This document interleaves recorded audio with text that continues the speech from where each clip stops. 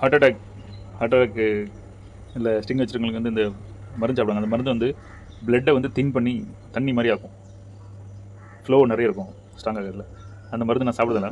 அதனால் கையில் விட்டுட்டு அந்த ரத்தம் வந்து போய் முடியும். ரத்தம் வந்து நிற்க மாட்டுக்கு வந்துக்கிட்டே இருக்குது. நான் மருந்து இது வஞ்சால் வச்சேன், திரும்ப ரத்தம் வந்துகிட்டே இருக்குது. மருந்து அப்போ என்ன செய்யுது, மருந்து வேலை செய்யுது, பிளட்டை ஸ்ட்ராங் பண்ணுற மருந்து வேலை செய்யுது. ஜோஸ் வந்து என்கிட்ட ஒரு வருஷமாக கார் வாங்கிட்டு கேட்டிருந்தான். கார் உனக்கு கார் நான் சின்ன பிள்ளை காரு.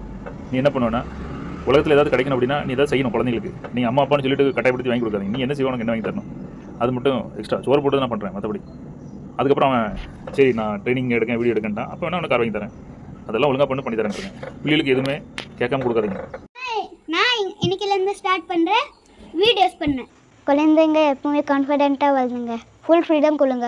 அவங்க முடிவு பண்ண என்ன செய்யணும்னு. நீங்கள் மட்டும் கைட் மட்டும் பண்ணுங்கள், அட்வைஸ் பண்ணாதீங்க, ரேஜிங் பண்ணாதீங்க, அடிக்காதீங்க. புரியுதா?